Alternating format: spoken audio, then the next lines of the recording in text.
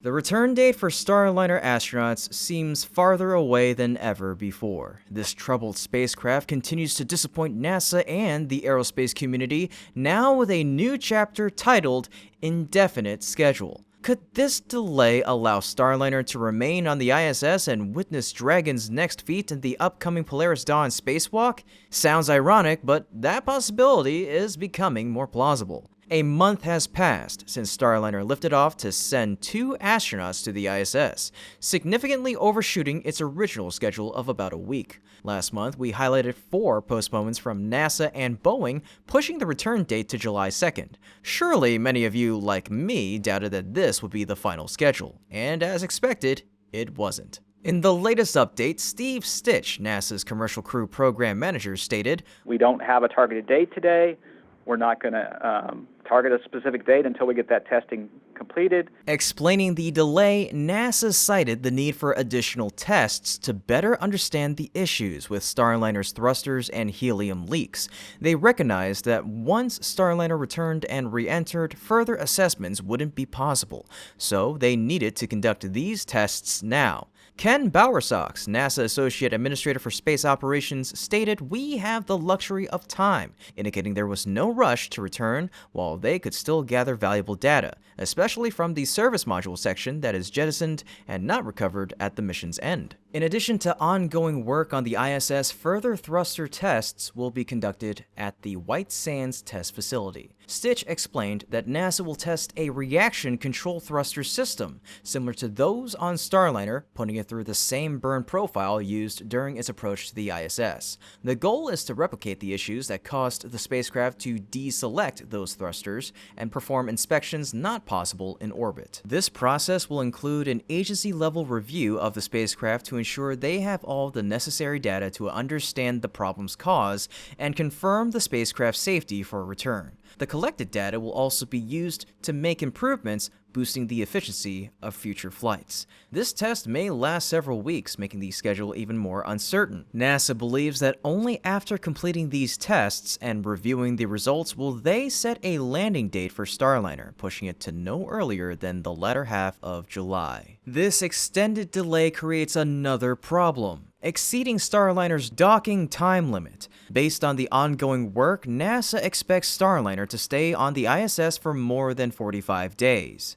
This limit is based on the performance of the battery system installed on Starliner. If delayed too long, the battery may become insufficient or its performance might degrade, adding further risk. Despite this, NASA and Boeing remain confident in the system, asserting that Starliner can stay in orbit for up to 210 days and that the battery can be recharged. However, I still worry about whether this poses another potential risk. Honestly, I agree that these tests are necessary, but my real concern is whether Starliner will be stable enough to bring the astronauts home once these evaluations are complete. Both NASA and Boeing claim re-entry is always possible, but I'm not so sure. If they truly solved the problem, why spend more time investigating? To reassure everyone, NASA and Boeing confidently stated that the 2 astronauts are not stranded in space. In a different situation, that statement might be believable, but given the recent issues, many might find it hard to trust. So, why? In just a month since Starliner arrived at the ISS, its return schedule has been postponed 5 times. The first delay was to support a spacewalk for astronauts, which was later canceled. The subsequent 4 delays all stemmed from ongoing issues with helium leaks and thrusters. The latest delay, especially, is particularly disappointing because, unlike previous delays, the schedule remains undetermined. These repeated postponements highlight the severity of Starliner's issues. The inability to pinpoint a resolution timeline raises serious concerns about the spacecraft's future usability even once the problems are identified. It's a precarious situation. Is there a viable solution to this problem? Everyone will have their own opinion, but I believe now more than ever that NASA should make a decision soon, even if it may not be favored by Boeing to send Dragon to rescue the astronauts once they've finished testing Starliner's problems. Currently, only Dragon seems willing and capable of such a mission. Aside from the prototype parked on the ISS for Crew 8, Endeavor and Resilience, which may participate in the Polaris Dawn mission, SpaceX also boasts 2 other crew prototypes: Endurance, which has completed 3 missions, Crew 3, Crew 5, and Crew 7, and Freedom, involved in missions including Crew 4, Axiom 2, and Axiom 3. While these missions are scheduled, SpaceX's flexibility ensures readiness and reliability, making Dragon the optimal choice for NASA at this critical time. And what about you? Do you agree with me that NASA should send Dragon to rescue the Starliner astronauts? Please, leave a yes in the comment section down below. If not, let me know your take on the issue. Also, please go ahead and leave a like, share the video, and subscribe to the channel. With your help, we're continuously developing the channel in order to bring you the greatest and most recent updates. Starliner's current delay will undoubtedly impact many other factors. If it cannot leave the ISS soon, disturbances will persist. The spacewalk mission remains incomplete due to Starliner. Next month, SpaceX is scheduled to launch the Crew 9 mission. Typically, new crews arrive before the previous crew returns, so Starliner's delay could lead to an overload for the ISS. For Starliner itself, if the problems are not resolved soon, future missions will be challenging to contemplate. Starliner 1 is slated for early 2025, but no specific date has been set yet. Considering Boeing's history with Starliner since its previous unmanned flight failures, it's clear that addressing these issues will take time. Beyond Starliner 1, Boeing has up to 5 more missions planned under NASA's Commercial Crew Program. With the ISS scheduled to deorbit in 2030, Starliner has less than 6 years to fulfill its mission. It's truly a daunting journey ahead for Boeing's spacecraft. As mentioned earlier in this video, given the current schedule, I suspect that the Starliner astronauts might witness Dragon's next feat from the ISS. The deorbiting of the ISS is a significant project requiring meticulous planning, particularly in selecting the organization and vehicle for the task. NASA appears to have made the right choice by partnering with SpaceX. On the 26th of June, NASA announced that it had awarded SpaceX a contract worth $843 million to develop the United States deorbit vehicle. So, what will this version of the USDV look like? According to NASA, it'll be a new spacecraft design or a modification of an existing spacecraft that must function on its first flight and have sufficient redundancy and anomaly recovery capability to complete the critical deorbit burn. NASA presents 2 clear options here. Which path will they choose? Let's explore. With the first option, designing a new spacecraft, I think, is not feasible. Creating a new vehicle would require enormous amounts of money and time. The $843 million contract is significantly lower than the contracts awarded to SpaceX and Boeing in 2014.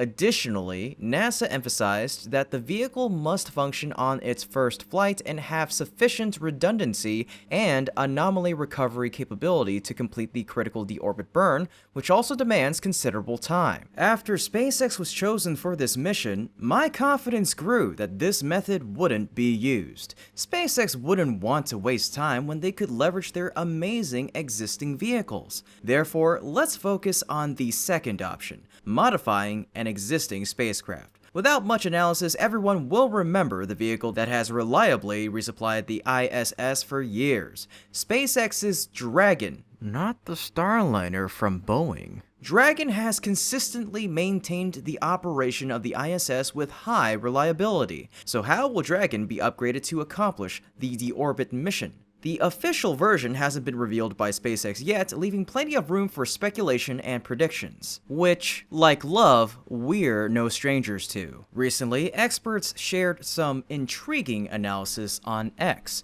They highlighted the development of a new mid-range Draco engine for Dragon. They explained that the current Super Draco engine's thrust at 71 kilonewtons, or over 7 tons, is too powerful. This necessitates SpaceX to develop new engines with lighter thrust or operate the Super Draco at a lower specific pressure and impulse.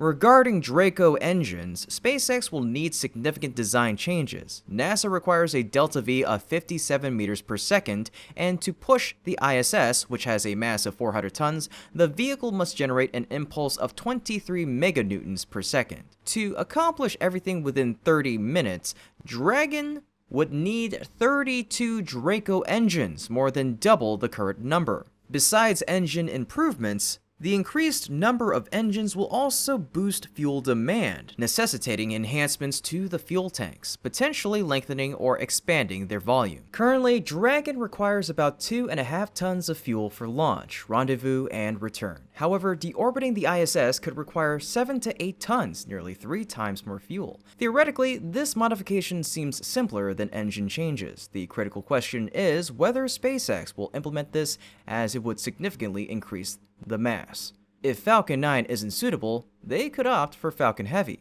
However, alterations to the fuel tank might also necessitate design changes to Dragon, potentially affecting its compatibility with both Falcon 9 and Falcon Heavy. Although simple, this upgrade would be fascinating and could lead to a series of other modifications. These are just hypotheses from experts. We need to wait for more updates from SpaceX to see their plans for the spacecraft. Speaking of Dragon's improvements, we can also consider a previously mentioned version, Dragon XL.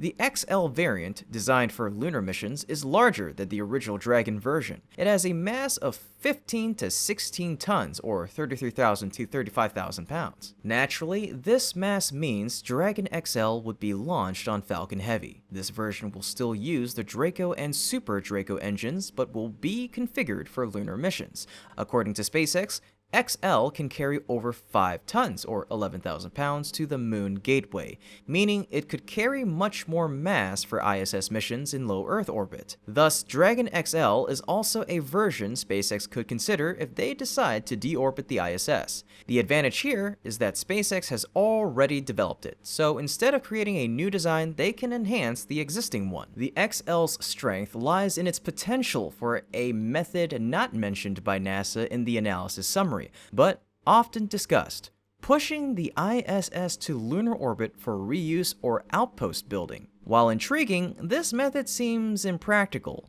It would consume enormous energy and incur high operational costs, and the ISS's equipment is too outdated for long-term strategies. Do you think these ideas are reasonable and feasible? Which idea do you like the most? Can you think of any other interesting upgrades SpaceX could implement? Please leave your thoughts in the comment section down below. Then, like the video, share it, and also subscribe to our channel to help us grow. Okay, no matter what design is applied, Dragon's crucial role in deorbiting the ISS is clear. In NASA's analysis summary, the agency outlined many ways to deorbit the ISS. Among the 9 methods mentioned, 1 primary and 8 alternatives all require Dragon's support. These methods include sending the ISS back to fall into the ocean, disassembling and returning it, disassembling and repurposing it, decomposing and fragmenting it in space, boosting it to a higher altitude, transitioning it to commercial form, or letting it remain beyond 2030. Every approach relies on Dragon. Looking at the aerospace industry, no other vehicles can currently match Dragon's capabilities. Starliner has only successfully launched 1 cargo mission and is still stuck on the ISS with its first crew mission. Dream Chaser has yet to launch and may take a long time to handle a task as challenging as deorbiting the ISS. Orion has numerous issues and is extremely expensive, being developed solely for lunar missions. Only SpaceX, with its proven reliability, stands as NASA's best choice right now. Well, 2030 is just around the corner, and Dragon will maintain its dominance in the space race both before and after that milestone. To date, SpaceX has successfully completed 13 crew missions, including 1 demo mission, 8 NASA commercial crew program missions, and 4 private missions, along with 30 cargo missions. This achievement sets a high bar that other vehicles will find challenging to match in the coming years. However, SpaceX shows no signs of slowing down. They're poised to expand their record further.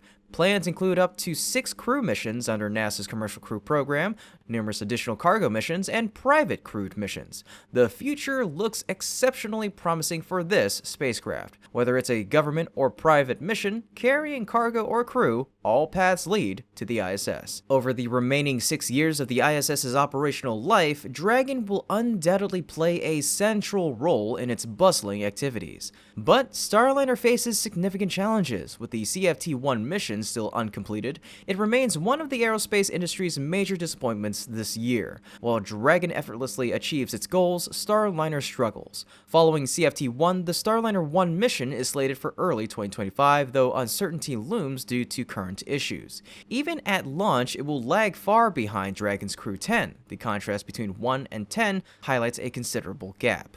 In addition to its role in resupplying the ISS, Dragon will play a crucial part in constructing and resupplying new commercial space stations. Aside from Blue Origin's orbital reef, other notable projects such as Starlab, the Axiom Space Station, and the VAST Space Station are all linked to SpaceX. Dragon is proving itself worthy of selection for the ISS deorbiting mission. While that mission is still years away, it's a pivotal time to appreciate the ISS and anticipate Dragon's future achievements. With its reliability and capability, SpaceX's Dragon is poised to ensure the ISS concludes its mission in a spectacular manner. This conclusion will mark the beginning of a new era.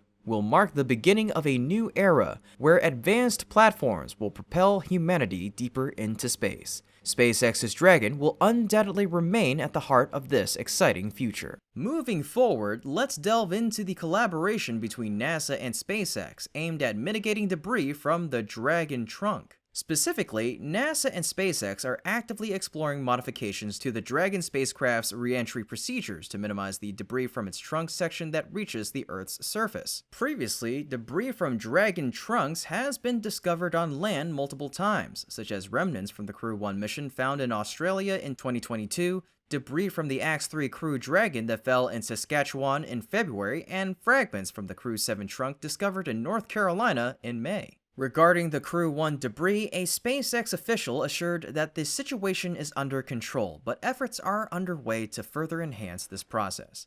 However, following recent debris sightings, NASA and SpaceX now recognize the urgent need for stronger improvements. The agency recently confirmed that initial assessments had anticipated the trunk would completely burn up during re-entry. NASA emphasized NASA and SpaceX will continue exploring additional solutions as we learn from the debris that has been discovered. Regarding the cause, Steve Stitch, NASA's Commercial Crew Program Manager, attributed it to the composite materials used in the trunk acting as a thermal protection system. These materials shield the debris during re-entry, preventing them from fully burning up in the atmosphere. To address this issue, Steve highlighted that NASA and SpaceX are actively considering changes to their deorbiting procedures. This would offer greater control over where the trunk re-enters, ensuring any surviving debris lands in uninhabited areas. The challenges of this alternative approach involve using additional propellant for the deorbit burn while the trunk is still attached, and then determining the optimal method to separate the trunk post-burn. Stitch explained that engineers are exploring several options aimed at ensuring the trunk travels further downrange from the capsule during re-entry, thereby directing any debris to land in the ocean. What are your thoughts on this solution proposed by NASA and SpaceX? Join the discussion in the comment section down below. Let's rev it up. We're on the verge of a new electrifying phase for SpaceX. Elon Musk has just unveiled the launch date for Flight 5, promising significant advancements for Starship. Meanwhile, SpaceX's Dragon is poised to launch the long-awaited Polaris Dawn mission. Today marks 1 month since the launch of Flight 4, a mission that brought significant progress for SpaceX, including the successful landing of Starship's 2 stages. Naturally, everyone is eager to know when the next flight will take place. On July 5th, Elon Musk added to the excitement by reposting the highlight video of Flight 4 with the statement, Flight 5 in 4 weeks. How exciting! If Flight 5 launches as predicted, it'll be around the end of July or early August. This marks a significant reduction in turnaround time between flights down to just 2 months from the 3-month gap between Flight 3 and 4. Elon Musk's earlier hint, aiming to try this in late July, adds to the anticipation. Who will be the first to predict the exact date in the comments section? Let's see who can foresee the future of Flight 5. Regarding the prototype, after Flight 4, S30 is in the process of replacing the entire heat shield and adding an ablative layer in high bay. This is expected to help ship have a completely successful re-entry, creating the best basis for the subsequent landing. Currently, the S30 has completed cryogenic and static fire tests. After completing the changes to the heat shield system, this ship may undergo another static fire test, this time possibly at the Massey test site, to test the reliability of the new heat shield. After that, it'll go to the launch pad to combine with B-12, all of which taking place during the wet dress rehearsal. Speaking of B-12, it has quickly completed the cryogenic test. Next up, it'll undergo a static fire test, which might occur in the coming days as SpaceX has scheduled extended road closures from 8 a.m. to 8 p.m. on the 9th of July, with backup dates on the 10th and 11th. Following these tests, B-12 is likely to be transported to the build site for the installation of hot staging equipment, representing significant system upgrades. It'll then return to the launch pad to complete the final step, the wet dress rehearsal alongside S30. Starship's preparations for Flight 5 are shaping up with much anticipation surrounding the potential catch of Super Heavy B-12. Recent statements from SpaceX's Starbase General Manager Kathy Luters suggests that the catching attempt might not happen in Flight 5, potentially waiting for the new launch tower to be completed. However, a recent video reposted by Musk highlights SpaceX's determination. Alongside familiar Flight 4 highlights, SpaceX included a simulation of the launch tower, signaling its crucial role in the upcoming flights. They teased "Next Up," hinting at significant developments for Flight 5. The video also portrayed the Super Heavy's return to the launch tower, with the tagline "Flight 5," indicating SpaceX's objectives. Despite some uncertainty, there's speculation that the Super Heavy catching attempt could still be attempted in Flight 5. SpaceX concluded the video with a blurred scene, leaving much to be unveiled officially during the flight. Additionally, SpaceX released a detailed 1-minute video showcasing the booster's flight, navigation, deceleration, and integration into the chopstick catch system, showcasing impressive engineering. The excitement is palpable. Bring on Flight 5! Of course, SpaceX will need to file another launch modification with the FAA to proceed. With Elon Musk's ambitious timeline only a month away, updates on this front may emerge soon. Once confirmed, expectations for Flight 5 will soar, achieving a historic first, such as catching Super Heavy and successfully landing Starship in pristine condition would reaffirm SpaceX's technological prowess.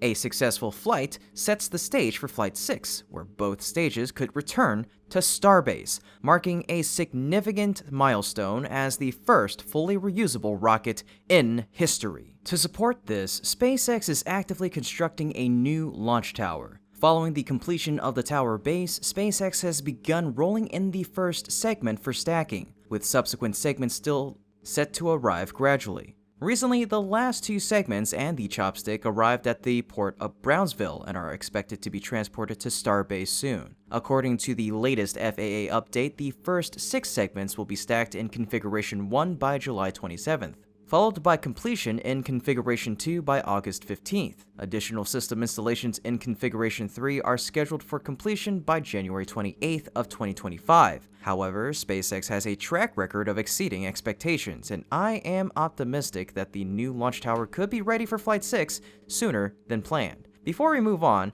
please like the video, share it, and subscribe to our channel to stay updated on SpaceX's latest developments. If the late July or early August schedule for Flight 5 holds true, it will coincide with another significant SpaceX mission, Polaris Dawn. Over recent months, SpaceX and the Polaris Dawn team have made continuous advancements, particularly with the EVA suits, though the exact launch schedule during that period remains unclear. Recently, the Polaris team's X page made an official announcement. We are targeting no earlier than July 31st for the launch of Polaris Dawn. This mission will be carried out using SpaceX Dragon and Falcon 9. The Dragon prototype for this mission, named Resilience, has already been transported to Kennedy Space Center. The crew plans to conduct the first ever private spacewalk using custom SpaceX spacesuits designed specifically for this endeavor, alongside a series of experiments. Polaris Dawn's orbit will reach approximately 435 miles or 700 kilometers above Earth, marking the highest altitude crewed flight since the Apollo moon missions of the 1960s and 70s. For context, the International Space Station orbits at about 250 miles or 400 kilometers. Polaris Dawn represents the inaugural mission of the Polaris program, a trilogy of missions funded and overseen by Jared Isaacman, founder of Shift 4 Payments and leader of the all-civilian Inspiration 4 mission that took place in September of 2021. It has indeed been a challenging journey for SpaceX and the Polaris Dawn teams as they work towards achieving their mission goals. The project's complexity resulted in several necessary delays, initially targeting a 2022 launch but facing setbacks that pushed the projected April launch into summer of 2024. Looking ahead to the upcoming mission, there are many aspects that capture my anticipation, particularly the SpaceX EVA suit. With recent design enhancements and feature updates, I'm eager to witness how these new suits perform in actual missions.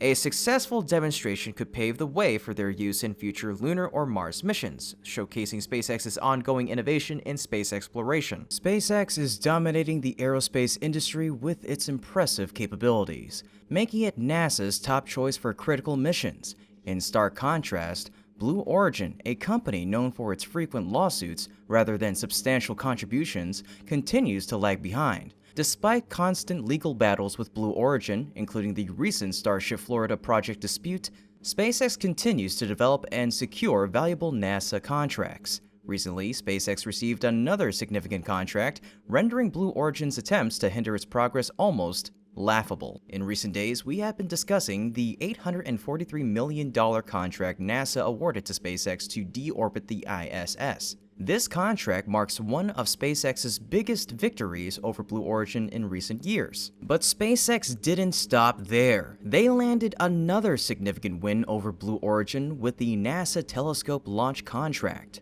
On July 2nd, NASA selected SpaceX to provide launch services for the COSI, or Compton Spectrometer and Imager mission. This contract, valued at $69 million, covers launch services and other mission-related costs. The mission is scheduled for August of 2027 and will be carried out by a SpaceX Falcon 9. You might think the contract value isn't high, but its importance is immense. NASA's COSI mission is a collaboration between the University of California, Berkeley's Space Sciences Laboratory, the University of California, San Diego, the Naval Research Laboratory, NASA's Goddard Space Flight Center, and Northrop Grumman. This mission will delve into the origins of the Milky Way's galactic positrons, uncover nucleosynthesis sites in our galaxy, study gamma-ray polarization, and identify counterparts to multi-messenger sources. The compact Compton telescope, with its enhanced sensitivity, spectral resolution, angular resolution, and sky coverage, promises groundbreaking science. The payload, a wide-field gamma-ray telescope, will investigate phenomena in the Milky Way and beyond. It'll explore the creation and destruction of matter and antimatter and the final stages of stars' lives. With these outstanding features, this telescope will join Hubble and James Webb in NASA's quest to explore the cosmos.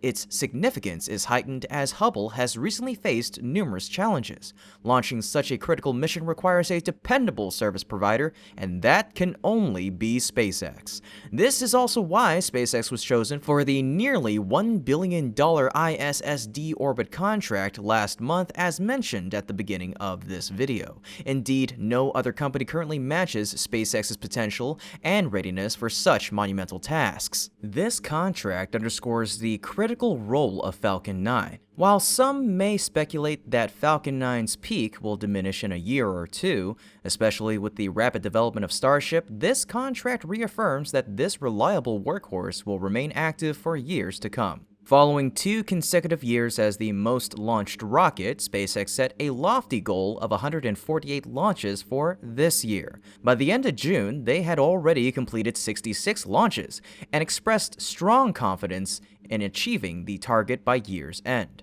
In just the first half of the year, Falcon 9 shattered records with over 350 launches and more than 320 successful landings, including 22 booster landings. If SpaceX achieves this goal, they will set their sights on even greater achievements in the years ahead. This continued success will undoubtedly attract more valuable contracts from both government and private agencies. The future looks incredibly bright for Falcon 9 and SpaceX as a whole. Please show your support by liking the video, sharing it, and also subscribe to the channel in order to celebrate their accomplishments and to stay updated on SpaceX's future endeavors. But hey, not everyone can replicate SpaceX's success, especially Blue Origin, which has always positioned itself as SpaceX's formidable rival. To date, Blue Origin has yet to achieve orbit, a fact that has invited ridicule from their competitors.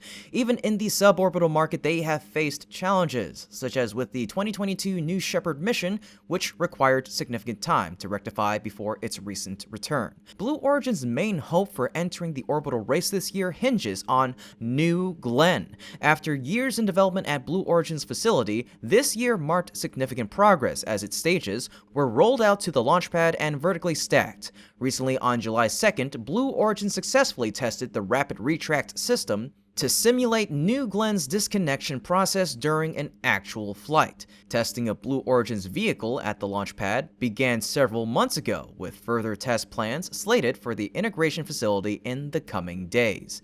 It's evident that they are resolutely focused on launching New Glenn's inaugural mission this year. The first mission is set for September 29th to launch NASA's Mars spacecraft, Escapade. With just over 2 months remaining, let's eagerly anticipate their progress. The recent incident during China's rocket static fire test has once again sent ripples throughout the aerospace industry. Unfortunately, such occurrences are not uncommon in China's aerospace endeavors. Most importantly, let's hope these accidents do not endanger human lives. Regarding the recent failure, the rocket involved in the static fire attempt was Space Pioneer's Tong Long 3. This company had successfully launched the Tian Long 2 rocket last April, which might have led to some complacency and underestimation of the challenges in rocket development. As we all know, a static fire test is crucial to assess the performance of a rocket's engines after installation. Typically conducted on a test or launch pad, this test involves activating the engines to check their functionality. Various support systems, such as water deluge and flame trenches, are employed depending on the rocket's design. During the test, the rocket is securely held by clamp systems on the stand to prevent it from lifting off. In a recent test attempt by Space Pioneer, however, there appeared to be a significant failure in this process. Normally, during static fire tests, a dense layer of dust can rise when the engines are activated. What was unusual in this instance was that the rocket unexpectedly lifted off from this dust cloud, surprising many observers, possibly even the Space Pioneer team. The rocket then continued to ascend. 14 seconds later, a small explosion occurred, creating black smoke and causing the engine's flame to weaken gradually. About 10 seconds after that, the rocket stopped rising and began to fall, likely due to the fuel running out and possible engine failure. As the rocket descended, a large fire ignited in the engine area, suggesting a potential fuel leak. Half a minute later, the rocket fell to the ground and exploded, causing vibrations felt by nearby cameras. The rocket appeared to crash about 1.5 kilometers from the test stand. Fortunately, there were no reports of human injuries. This incident likely stemmed from two potential issues. Firstly, there might have been a problem with the clamp system on the test stand, which failed to hold the rocket securely, leading to its unintended launch. Secondly, the company may have mismanaged the power to the engines, causing it to break free from the hold system and take off. It's clear that there are differing perspectives on the recent incident in China's aerospace industry. Some defend it as an accident, while others see it as a result of systemic issues within China's approach to rocket testing and launches. One significant concern that's been highlighted is China's continued practice of conducting rocket tests and launches from inland complexes like Jiuquan, Xichang, or Taiwan. rather than utilizing more coastal sites like Wenchang on Hainan Island. Coastal launch sites provide a safer trajectory for rockets, directing them over uninhabited ocean areas in case of emergencies, thus reducing risks to people and property on land. This strategic decision to continue using inland launch sites could potentially pose greater risks to populated areas and infrastructure in the event of accidents during rocket tests or launches. The incidents mentioned underscore significant safety and environmental concerns associated with China's rocket launches. The frequency of these incidents, including the recent ones involving Long March rockets, highlights potential risks to both public health and safety, as well as environmental impact. First, there's the issue involving safety concerns. Dropping rocket stages into populated areas, as seen with the Long March 3B first stage incident, poses a direct risk to people and property on the ground. The use of toxic substances like nitrogen tetroxide and hydrazine in rocket propulsion systems amplifies these risks due to their harmful effects on human health and the environment. Next is the environmental impact from rockets using liquid oxygen and kerosene. This volatile mixture, though most common with many expendable rockets today, can cause significant environmental damage in case of accidents. Explosions and fires resulting from these incidents can release pollutants into the atmosphere, impacting air quality and potentially causing long-term environmental damage. Lastly, this issue is one that SpaceX aims to revolutionize with their line of rockets: sustainability. The apparent rush to achieve rapid progress in rocket development and launches may compromise safety and environmental sustainability. This unsustainable development policy could lead to repeated incidents and challenges in managing the environmental impact of rocket launches. Addressing these issues requires careful consideration of safety protocols, environmental regulations, and the strategic location of launch sites to minimize risks to both human populations and the environment. Right now, I suddenly pondered the consequences if these rocket companies operated within the US. Surely Jeff Bezos' Blue Origin and environmental agencies would swiftly file lawsuits. Wouldn't you agree? If you do, drop a comment with "Sue" down below. Recent events underscore that China's reusable rockets lag behind their US counterparts, especially SpaceX. Tong Long, China's first privately developed rocket to orbit in April of 2023, sparked a flurry of subsequent launches aimed at challenging SpaceX's dominance. These ventures often resort to replicating SpaceX's designs, such as the Falcon 9, Starship, or Dragon. Remarkably, SpaceX could enforce copyright, but Elon Musk confidently dismissed this, believing competitors would struggle to replicate their success. Following the Tong Long 3 incident, Musk likely chuckled heartily. Tong Long 3 is essentially a replica of the Falcon 9, equipped with 9 Tianhua 12 engines in the first stage and 1 in the vacuum stage, fueled by kerosene and liquid oxygen. Notably, its first stage, like Falcon 9's Merlin engines, generates 770 tons or 1.7 million pounds of thrust with 9 engines. Standing at 71 meters tall, 3.8 meters in diameter, and weighing 500 to 600 tons, it closely mirrors the Falcon 9 in dimensions. Its design features landing legs, grid fins, and a fairing similar to Falcon 9's. Despite mimicking much of Falcon 9's design, Tong Long 3 will never match its success. Last year, amid discussions of Chinese rockets, Tong Long 3 was touted as a potential challenger to Falcon 9. However, it appears those aspirations may end here. Even if the Tong Long rocket family launches successfully, it won't propel Space Pioneer or China closer to matching SpaceX's Falcon 9. Falcon 9 boasts over 350 launches to date, including 91 last year, a record unlikely to be surpassed soon. This year, they aim for 148 launches, having completed 66 by June, with a goal in sight. Not only does Falcon 9 launch frequently, but it also continuously shatters records for landing and reuse.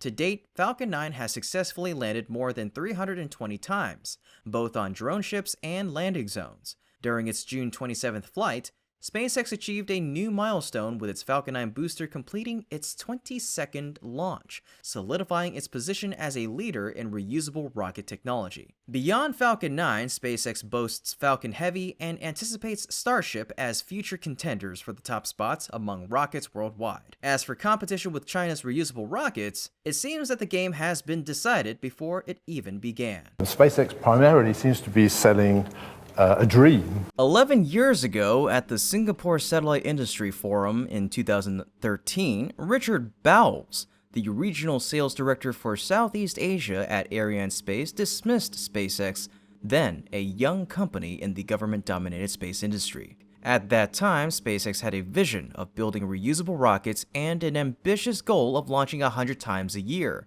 a target that seemed impossible for any private or government organization in the industry. This ambition was mocked heavily, and SpaceX was dismissed as a dreamer that no one wanted to wake up. Facing government organizations, major private companies, and startups in the industry, SpaceX calmly responded that they would let their actions speak for themselves. Now, more than a decade after that conference, we look back and analyze the current situation to see how SpaceX has surpassed all expectations, delivering a silent but resounding slap to its critics. Let's assess the current state of Ariane Space and SpaceX, who is really asleep at the wheel. Europe's Ariane 6 project, with a development cost of $4.4 billion, more than 11 times the development cost of SpaceX's Falcon 9, has become a symbol of delay and inefficiency. The development of Ariane 6 started in 2014, and nearly a decade later, this rocket has yet to launch, raising serious questions about its competitiveness. These delays are extremely concerning. Previously, the European Commission had scheduled 6 Ariane 6 launches to send up precious Galileo satellites, 2 in 2017 and another 4 in 2020, each carrying 2 satellites. According to the plan, 3 of these missions were supposed to launch in 2023. Naturally, this didn't happen. The first Galileo launch wouldn't occur until after the maiden flight of Ariane 6, and Ariane 6 still hasn't made it. So, with a bitter effort, they had to negotiate with the very entity they once scorned to launch these missions, and they couldn't rely on Ariane to ensure the missions would be completed on time. As a result, SpaceX secured 2 contracts to launch Galileo satellites totaling 180 million euros. On the eve of the historic first flight of Ariane 6 on July 9th, another shocking development occurred. EUMETSAT, the European organization responsible for launching and managing weather satellites, abandoned Ariane 6 in favor of SpaceX. The Meteosat third-generation Sounder 1 satellite, hailed as a unique technological masterpiece of Europe, will now head to geostationary orbit aboard a Falcon 9 rocket in 2025. This decision is not only a severe blow to the confidence in Ariane 6, but also a silent declaration of the uncertainty EUMETSAT feels. Philippe Baptiste, head of CNES, could not hide his deep disappointment, calling this a heartbreaking shift and a dark day for the European space industry. This is not just a setback in the progress of Ariane 6, but also a warning sign for the future of Europe's space industry. Europe's indecisiveness and lack of deep understanding of the space industry have led them to a self-defeating step.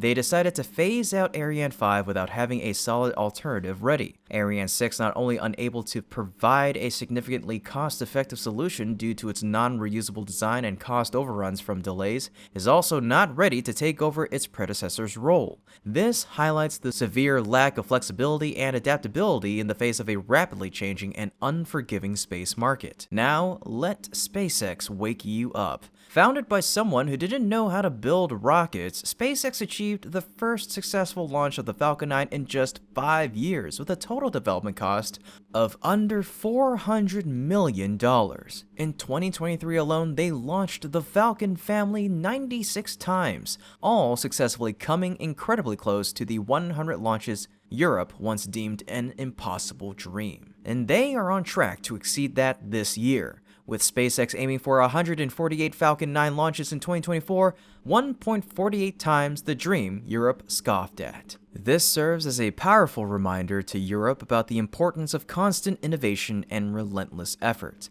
Moreover, the development of Starship serves as the ultimate wake-up call. While Europe spent a decade developing a non-reusable solid rocket, SpaceX progressed to the next stage, a fully reusable launch system capable of lifting 200 tons into space. SpaceX has already conducted 4 full-stack Starship test launches, each achieving groundbreaking progress. Last May, Josef Aschbacher, Director General of the European Space Agency, finally acknowledged SpaceX has undeniably changed the launcher market paradigm as we know it. With the dependable reliability of Falcon 9 and the captivating prospects of Starship, SpaceX continues to totally redefine the world's access to space, pushing the boundaries of possibility as they go along. He at least recognized and accepted the harsh reality of the Ariane 6 crisis and acknowledged SpaceX's breakthroughs. However, there are still those who stubbornly refuse to lower their pride to learn from reality. Honestly, I don't think Starship will be a game changer or a real competitor. This huge launcher is designed to fly people to the moon and Mars. Ariane 6 is perfect for the job if you need to launch a 4 or 5 ton satellite. Starship will not eradicate Ariane 6 at all. Tolker Nielsen, the ESA Director of Space Transportation, responded in a recent interview with Space News. His indifference towards Starship and his view that Ariane 6 isn't meant to compete with Starship is quite laughable. He refuses to admit that they are developing a product similar in function to Falcon 9 but more expensive and non-reusable. Falcon 9 has been ahead even before Ariane 6 started. With Starship, SpaceX can finally implement this rideshare strategy that has already proven successful with Falcon 9. This involves offering shared launch services for multiple small satellites, allowing them to share space on the same launch at a very low cost. This is a smart, cost-effective strategy that opens up space access to many projects with limited budgets. Take SpaceX's Transporter-1 mission as an example. Launched on January 24th of 2021 from SLC-40 at Cape Canaveral Space Force Station, Transporter-1 was the first dedicated launch for SpaceX's small-sat rideshare program. The mission made history by deploying 143 satellites in a single launch, including 133 commercial and government satellites and 10 Starlink satellites. This event not only showcased SpaceX's superior capability and flexibility, but also opened new doors for businesses and organizations, allowing them to send satellites into orbit cost-effectively without the need for individual launches. Starship not only enhances capabilities in space logistics, but also in military transportation and space tourism, emphasizing rapid development, low costs, and primarily private funding. In stark contrast, Ariane 6, much like the SLS, relies heavily on state budgets through ESA. The cost overruns of Ariane 6 have become even more severe, with the initial goal of reducing costs by 50% now reduced to just 40%. Due to inflation, European officials believe this reduction is no longer achievable. Ariane Group, the main contractor for Ariane 6, has requested a significant subsidy, 350 million euros annually, which would essentially wipe out any cost savings from using the Ariane 6 rocket. Europe has implemented policies requiring its satellites to use Ariane 6 to ensure the rocket's utilization. Ironically, while Amazon's Kuiper project has secured over 80 launches from Ariane space with the Ariane 6, Blue Origin with their New Glenn, and United Launch Alliance with their Vulcan, to date, only Vulcan has taken off, and only once. The resounding success of SpaceX today is the sweetest rebuttal to any doubts from Europe. Without grandstanding, SpaceX has proven its innovative ambition through steady strides. That silence, in fact, is a slap louder than any words could ever be. Fortunately, not everyone carries the mentality of "that's too far-fetched, we can't do it," otherwise we might still be stuck in the Stone Age. Next up, let's dive into our final bit of updates concerning Blue Origin and Stoke Space. Recently, the U.S. Space Force has included both Blue Origin and Stoke Space technologies in its lineup of launch providers, eligible to vie for rapid turnaround small satellite missions under the Orbital Services Program 4 contract. These two choices by the USSF are certainly intriguing. Blue Origin's addition to OSP-4 follows closely on its selection for the National Security Space Launch Phase 3 Lane 1 procurement, indicating confidence from the Space Force in the readiness of its New Glenn rocket for payload launches in the coming year. Stoke Space, a newer player in the field, recently achieved a milestone with the first successful hot fire test of its reusable rocket engine. The company is aiming for its inaugural orbital test launch in 2025, marking significant progress in its development timeline. OSP-4, an indefinite delivery/indefinite quantity or IDIQ contract, was initiated by the Air Force in 2019 to harness emerging commercial launch capabilities.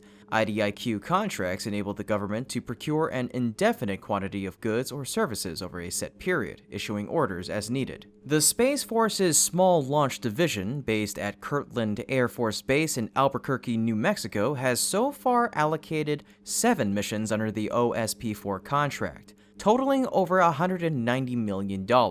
This program focuses on missions with payloads weighing 400 pounds or more, requiring providers to be launch ready within 12 to 24 months from the task order award. The overall IDIQ contract has a ceiling of $986 million through October of 2028. However, both Blue Origin and Stoke Space face a significant challenge.